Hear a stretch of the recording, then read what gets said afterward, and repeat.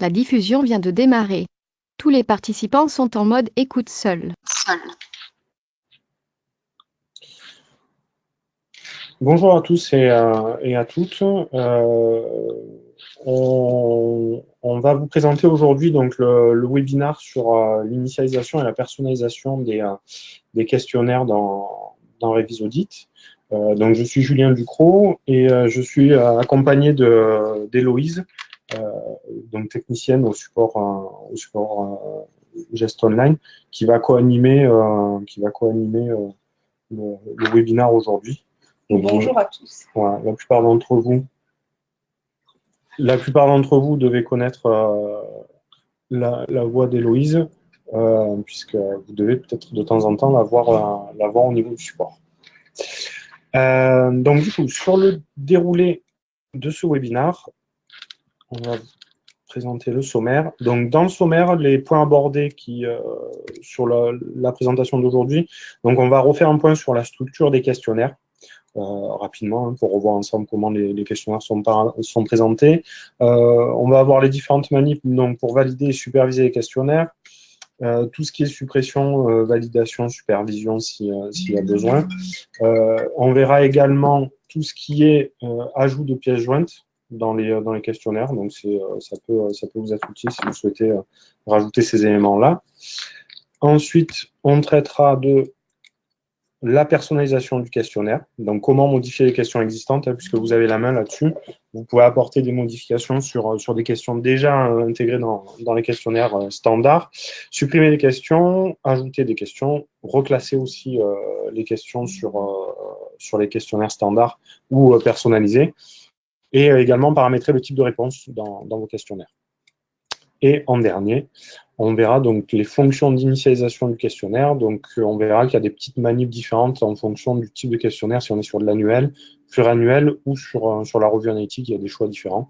Et ensuite, on prendra un petit temps, comme d'habitude, pour traiter vos questions. Donc, on va aller donc sur l'application. Donc, on est dans un dossier Revise-Audit type CAC société classique.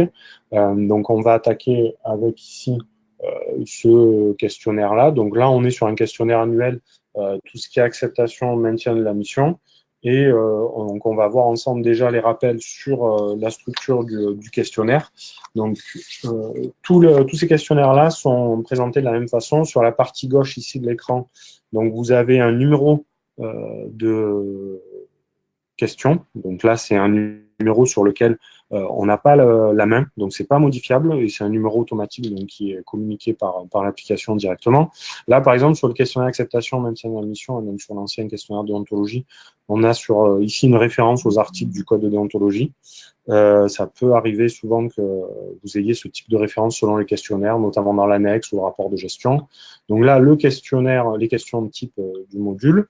Ici, les réponses que vous allez pouvoir apporter avec les différents menus déroulants ici. Et à ce niveau-là, une zone de commentaires, donc où on va pouvoir saisir des réponses pour pouvoir les faire remonter, en synthèse. Dans d'autres questionnaires, notamment par exemple si on prend questionnaire risque diffus, vous avez une colonne ici qui s'appelle incidence d'audit. Donc c'est la même zone ici hein, que commentaires, c'est pour la rédaction libre et demander à remonter en synthèse. Donc, vous avez les petites coches sur le côté. Donc là, sur tout ce qui est prise de connaissance et évaluation du risque, hein, dans ces questionnaires-là, au lieu d'avoir une zone commentaire, on l'a appelé incidence d'audit, donc ça alimente le plan de mission également. Toujours la coche sur la droite, remonter en synthèse, et la petite colonne avec le trombone ici, pour matérialiser le fait qu'on a ajouté des éléments en pièce jointe. Je vais revenir, moi, juste sur la colonne numéro, qui est le tout premier champ. Vous verrez que sur certains questionnaires, les numéros ne se suivent pas. Alors, c'est la plupart du temps quand on est dans le cas d'un questionnaire déclenchant avec une conditionnalité sur vos réponses qui vont permettre d'afficher certaines questions et pas d'autres en fonction du coup de ce que votre client... Effectivement, en fonction des réponses apportées, là on le voit, on est par exemple sur la ligne 15 et on passe ensuite à la ligne 22. C'est parce qu'effectivement, il y a des déclenchements qui vont être liés en fonction des réponses apportées au-dessus. Ça va ouvrir plus ou moins de questions. Donc, par rapport à ça, on a aussi en autre fonctionnalité ici le petit bouton bleu qui permet d'exporter sous Excel ou sous Word ou éventuellement d'imprimer le questionnaire.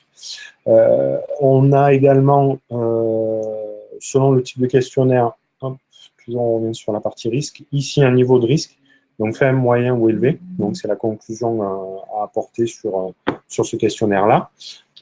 Et ensuite, vous avez sur la plupart des questionnaires, tout en bas, donc, si je reviens ici, acceptation, maintien, voilà, une zone de conclusion ici, où on peut venir effectivement rédiger du commentaire et remonter également en synthèse. À noter que si vous voulez imprimer des questionnaires, il faut qu'ils soient validés. Si vous lancez une impression sur un questionnaire qui n'a pas encore été validé, votre impression va être vide. Donc pensez bien à valider en amont pour pouvoir récupérer ce que vous souhaitez à l'impression. Si jamais il y a des utilisateurs qui souhaitent simplement imprimer la structure des questionnaires, à ce moment-là, passez plutôt par le petit bouton qui est tout en haut à droite que Julien montrait à l'instant et exportez votre questionnaire vers de l'Excel pour pouvoir imprimer la trame sans avoir de validation. Ça vous évite de valider votre questionnaire à blanc. Voilà pour les petites astuces. Donc là, effectivement, quand on traite le questionnaire, vous avez le menu déroulant ici. On peut venir ici, donc rajouter dans traiter réponses, rédiger des commentaires à ce niveau-là, pour ensuite remonter en synthèse. On vient ici pour valider le questionnaire. Donc, la petite question, est-ce que le questionnaire est terminé ou pas? Là, on va dire que notre questionnaire est terminé. Et si on veut superviser, on vient ici, effectivement, superviser la feuille de travail. Donc là, note de supervision. Donc ça, nouvelle fonctionnalité liée à la V7. On va pouvoir rajouter des commentaires en tant que superviseur, donc à l'attention du collaborateur. Et on va pouvoir ici superviser définitivement ou superviser la feuille de façon temporaire. Et ça ouvre une boîte de dialogue là-dessus. Si on supervise définitivement, du coup, votre questionnaire se verrouille. Donc, on va vous montrer comment le déverrouiller si jamais vous êtes dans le cas. Je vais juste refaire une supervision de la feuille. On supervise de façon définitive. Donc là, vous voyez qu'on a un bouton supplémentaire qui est apparu en milieu de l'en-tête. Déverrouiller le questionnaire. Donc, c'est ça qui va vous permettre de doter la supervision, si besoin était. Il vous suffira simplement d'avoir les identifiants mot de passe de la personne qui a supervisé. Donc là, en l'occurrence, Julien, je te laisse réentrer ton mot de passe. Voilà, donc c'est tout simple. Il n'y a pas d'autres particularités sur la suppression de la supervision. Si vous avez à ôter une validation, ça sera le petit champ avec qui est juste à côté de la date avec le bouton dévalider la fiche. Voilà. À noter que bien sûr, vous ne pouvez le faire qu'une fois que vous avez ôté la supervision, si c'est un questionnaire qui a été supervisé. Ok.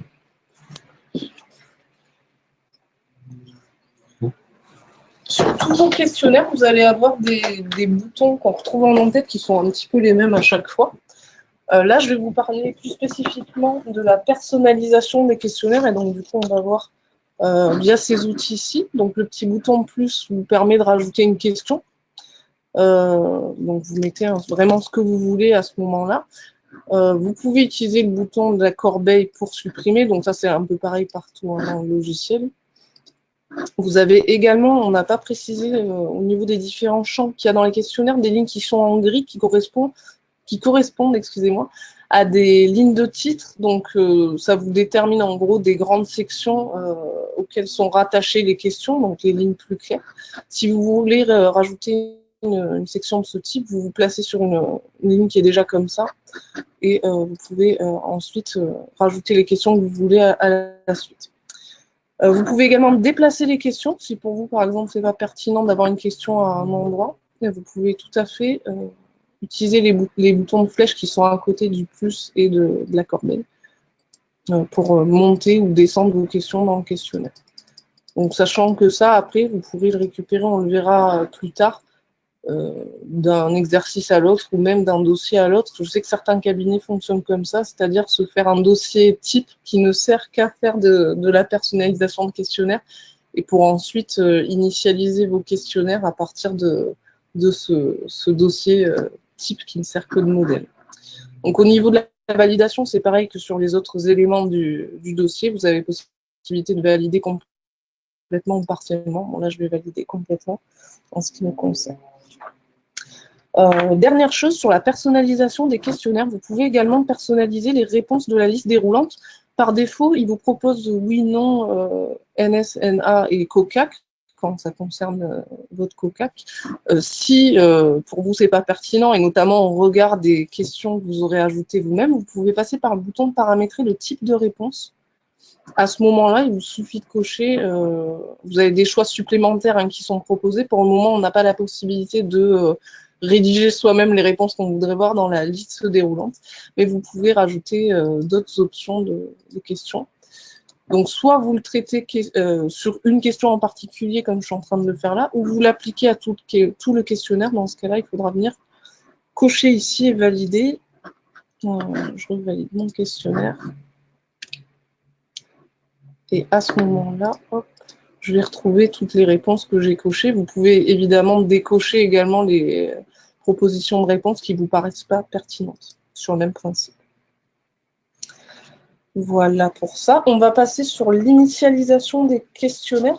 Donc c'est le point, je pense, qui va vous intéresser le plus, puisque en général, c'est là où on a des questions plutôt d'utilisation. Donc de façon basique, déjà, je vous présente le bouton pour initialiser le questionnaire que vous retrouvez bien sûr sur tous vos questionnaires.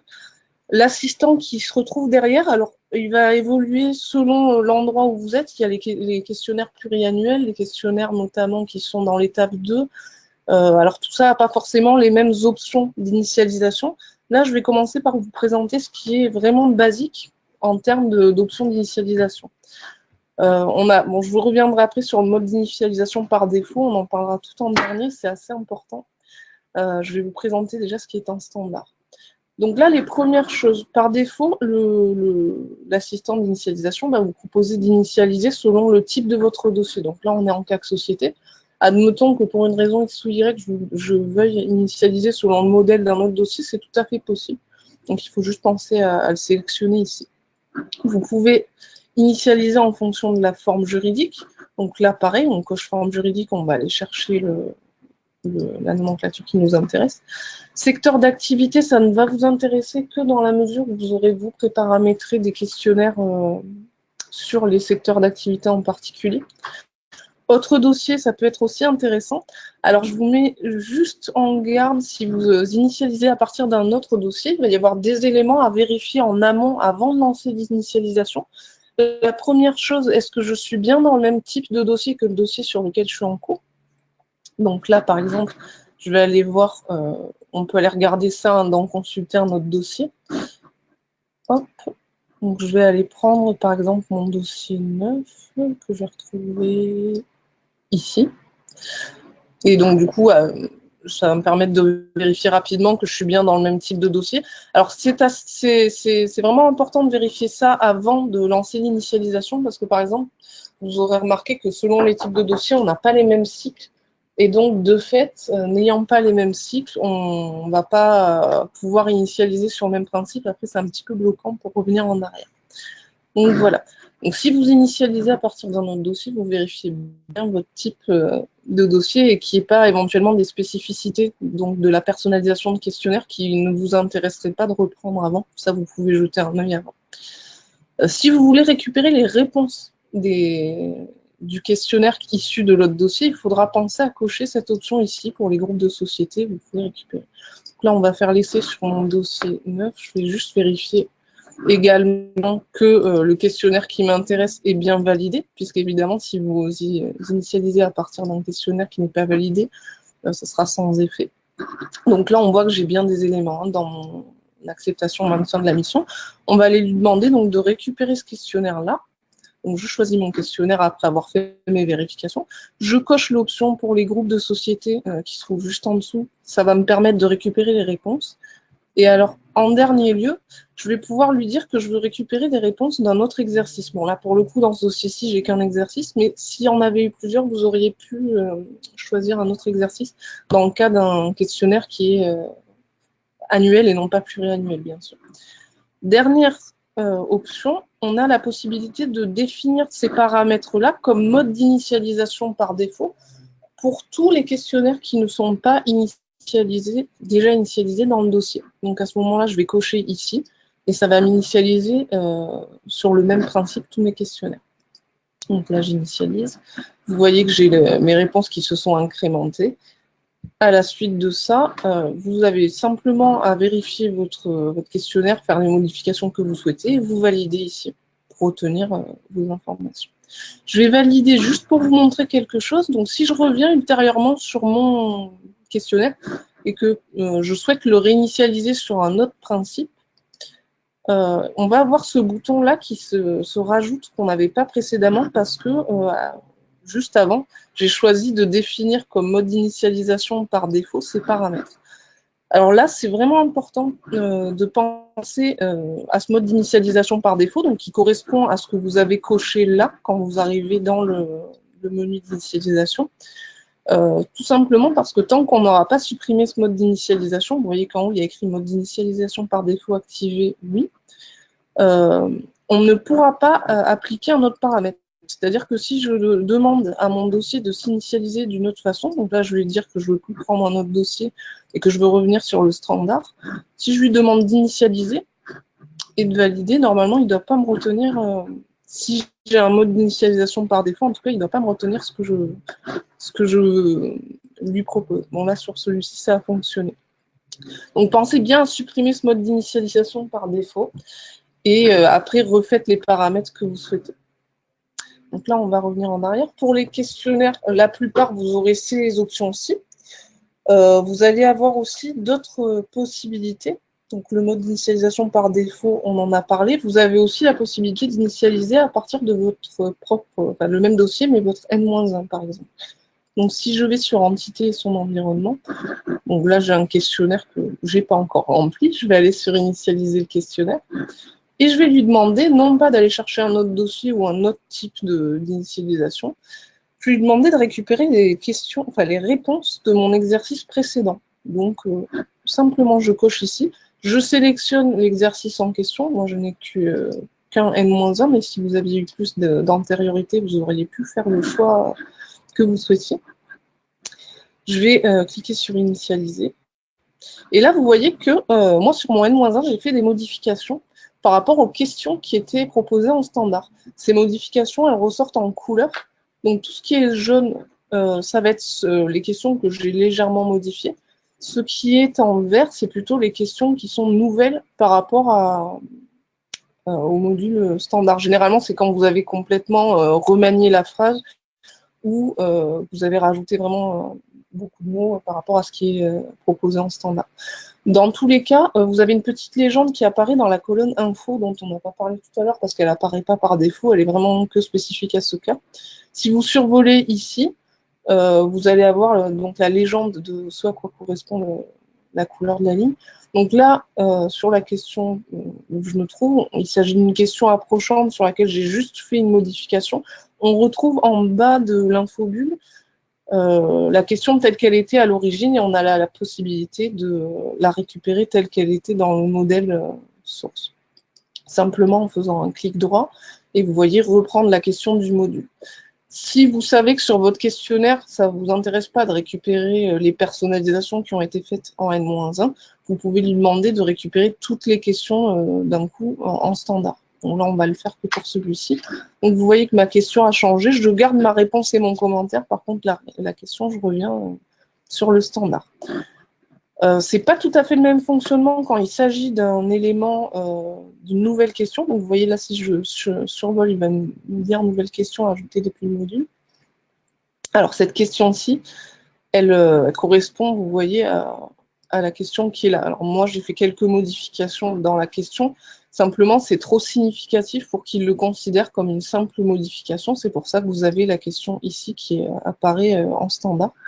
Alors ça, si vous vous retrouvez dans ce cas-là, il convient donc de faire votre choix entre la question personnalisée ou la question du standard et vous supprimez celle des deux qui ne vous convient pas. Bon là, pour le coup, moi j'ai ma réponse qui est ici, donc c'est ça qui m'intéresse. Je vais garder ma modification et je vais supprimer celle du standard pour éviter d'avoir des doublons de questions. Voilà. Et donc, je valide mon commentaire. Voilà, mais ça sera tout, je pense, pour la personnalisation des questionnaires et l'initialisation. Je ne sais pas si toi, tu as d'autres. Sur la revue analytique, effectivement, on a des éléments un peu plus spécifique au niveau de l'initialisation. Donc, ça sera initialiser la fiche et non plus le questionnaire. Donc, déjà, votre questionnaire, c'est la partie qu'on a au milieu, ici. Donc, pour l'initialisation de la fiche va concerner à la fois cette partie donc, qui est purement type questionnaire, ce qu'on a vu avant.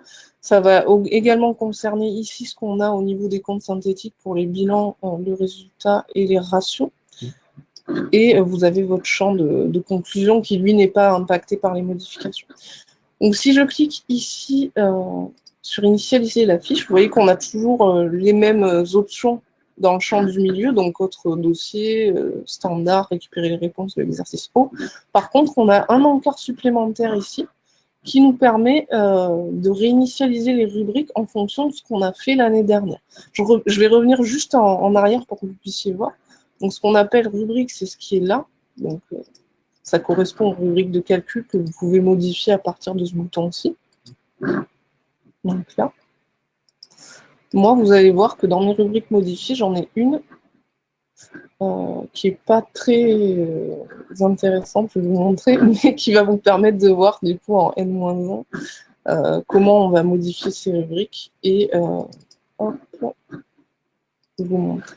Et comment on va reporter ces modifications du coup sur l'exercice en cours. Donc en revue analytique ici, moi je me suis créé une rubrique ici qui est un peu curieuse, qui est une rubrique créée pour N-1, donc on ne fera pas de l'audit dessus, mais vous allez voir que je vais pouvoir récupérer cette modification. Alors je ne l'ai pas fait pour les ratios, mais c'est le même principe. Hein. Sur les ratios, vous pouvez supprimer, ajouter des lignes, les modifier au niveau de l'ordre, et également reporter ces modifications sur votre N. Je vous montre tout de suite comment. Donc on va retourner dans notre revue analytique. Voilà. Et sur client, je vais lui demander donc dans l'initialisation de la fiche de récupérer la rubrique que j'ai modifiée sur mon N-1. Et on devrait retrouver cette drôle de rubrique que j'ai nommée spécifiquement pour la démonstration, voilà, qui est ici. Voilà, donc c'est un peu le même principe, mais avec cette option en supplément. Et dernier point, vous avez dans les risques diffus notamment des questionnaires qui vont être les mêmes que dans tout ce qui est le contrôle interne, donc les risques liés au contrôle. Notamment, si je prends environnement, dans les options d'initialisation, vous avez... c'est le questionnaire du tout, autant pour moi. Je reviens en arrière. Donc, environnement de contrôle, qui est verrouillé, donc on va le débloquer. Donc, vous avez dans les options d'initialisation la possibilité de récupérer, bon, comme d'habitude, les exercices précédents, mais également de récupérer le questionnaire que vous aurez déjà traité dans votre contrôle interne. Ça vous fait gagner un petit peu de temps. Voilà. Alors, on va peut-être passer à ouais, on fait le tour. Donc, on va regarder vos questions si effectivement il y en a. Merci, Eloïne. Alors, hop.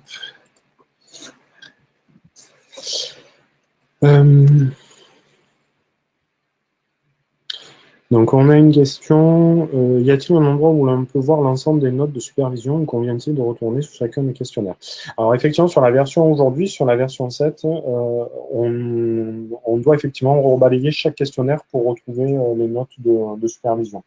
Mais dans les évolutions futures, il est prévu effectivement de traiter, d'avoir une synthèse des notes de supervision et des dialogues qu'il y a eu avec les collaborateurs.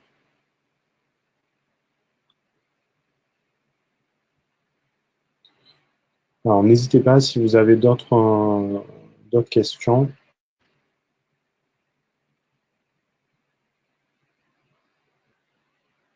Bon, a priori, il n'y a pas d'autres questions sur le sujet. Bah, écoutez, donc on vous remercie pour votre participation pour ce webinaire sur l'initialisation et la personnalisation des questionnaires. Voilà, et on vous dit à bientôt pour un nouveau webinaire. Et bon appétit.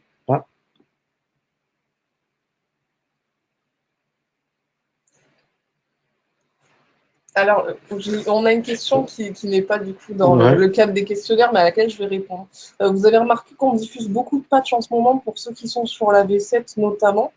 Alors, au niveau du support, on vous a mis une petite liste de modifications qui est disponible dans les aides et astuces. Julien, si tu veux bien montrer dans le point d'interrogation en haut à gauche. Pour le coup, alors, en ce moment, on est assez débordé au support. Donc, c'est vrai que sur les 2 dernières diffusions, on n'a pas encore eu le temps de vous mettre à jour la liste des correctifs. Mais ça va venir. On a commencé à le faire. On va vous le diffuser assez rapidement. C'est vrai que là, pour le moment, on est en sous-effectif cette semaine, donc... c'est les vacances. C'est pas C'est les les vacances scolaires. c'est plutôt la grippe, on va dire. Il y a la grippe, c'est vrai. Qui nous embête. Mais voilà, on vous met ça à jour aussi rapidement que possible pour que vous puissiez suivre les évolutions et les correctifs qui sont apportés au fil de l'eau, bien sûr. Donc voilà, merci, comme on disait, merci à vous pour votre participation. Bon appétit et bon après-midi et à très bientôt. Au revoir. Au revoir.